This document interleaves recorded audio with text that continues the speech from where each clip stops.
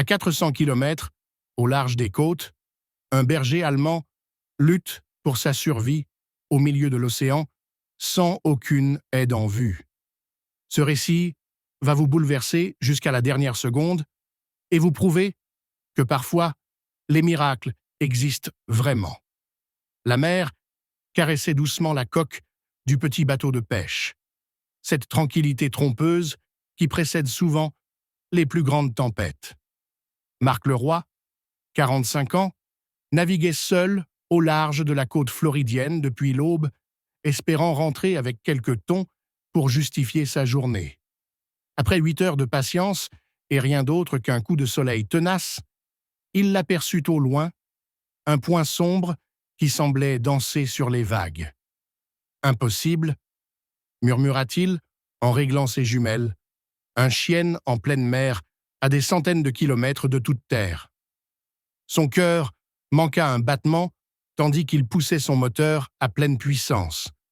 L'animal épuisé luttait pour garder sa tête hors de l'eau, ses mouvements de plus en plus faibles.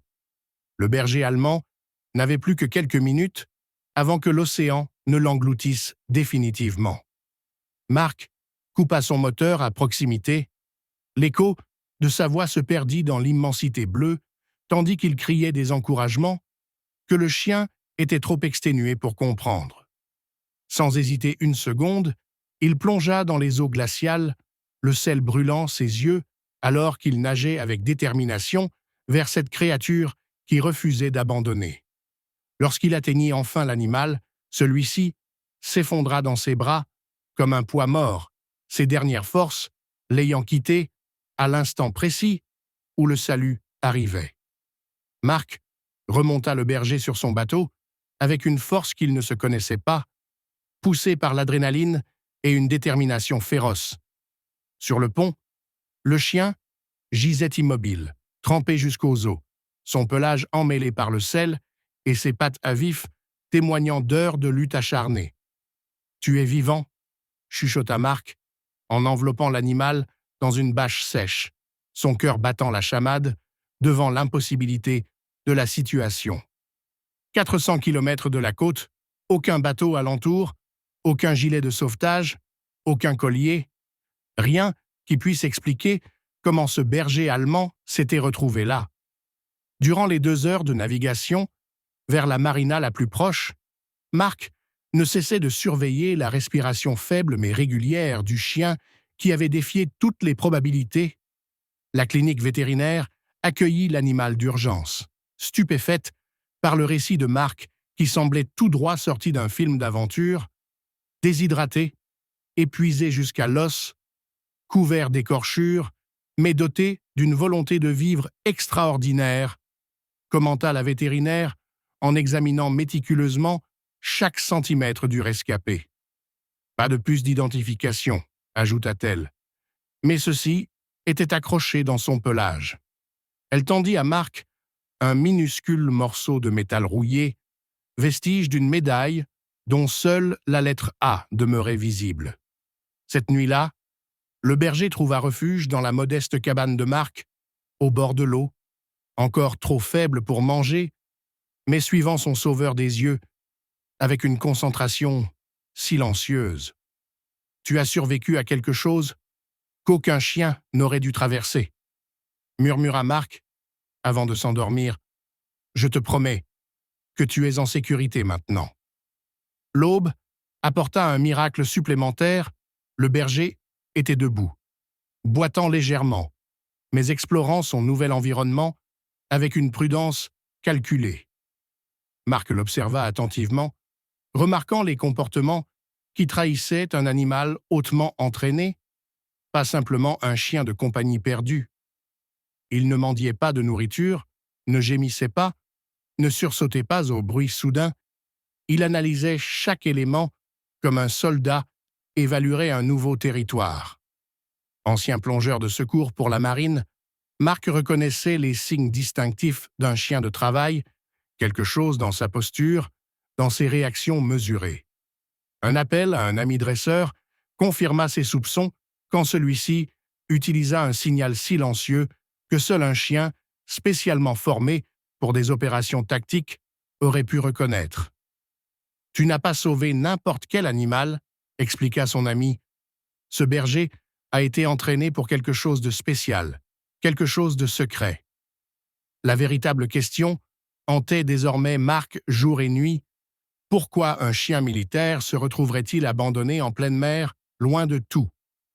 2 jours plus tard, le berger, maintenant baptisé Alpha, commençait à reprendre des forces, suivant Marc comme son ombre et établissant progressivement un lien de confiance fragile. Marc remarqua une réaction troublante chez Alpha. Chaque fois qu'un hélicoptère passait au loin, le chien se figeait, ses oreilles plaquées contre sa tête et son regard devenant instantanément dur et vigilant.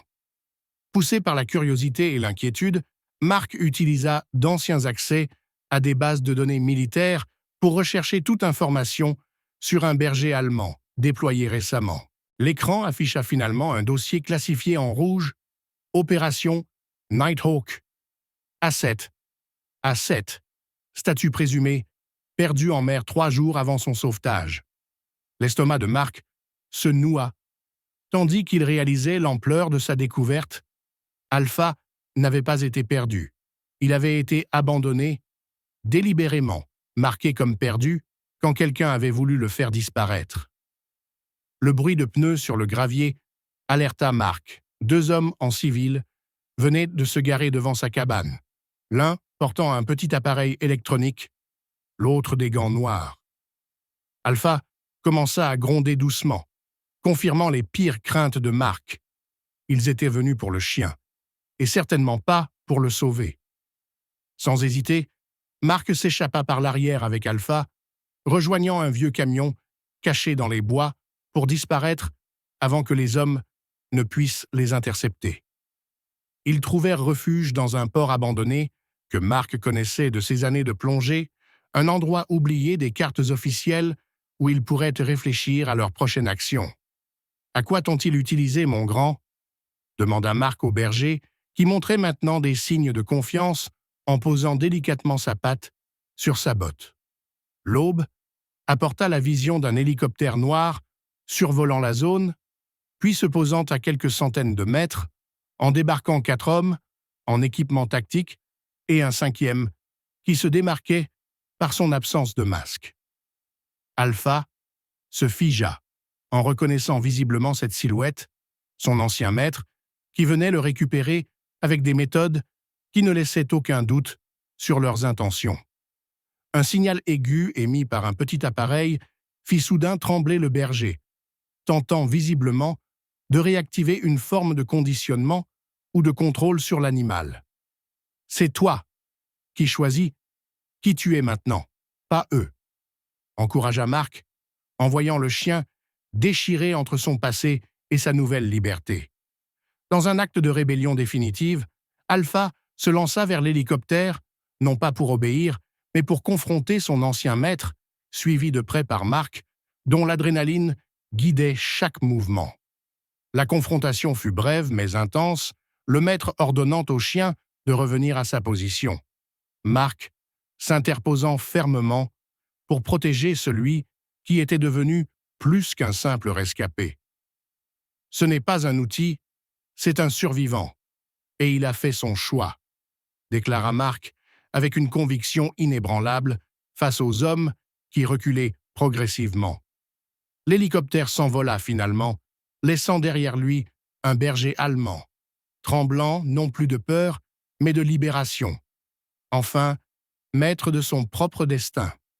Une semaine plus tard, la petite cabane au bord de l'eau s'était transformée en véritable foyer pour Alpha, son corps plus robuste, son regard apaisé, les cicatrices de son passé commençant à s'estomper. Dans le petit village côtier, le berger était devenu une légende vivante, arborant fièrement un collier en cuir gravé de son nouveau nom, symbole de sa renaissance.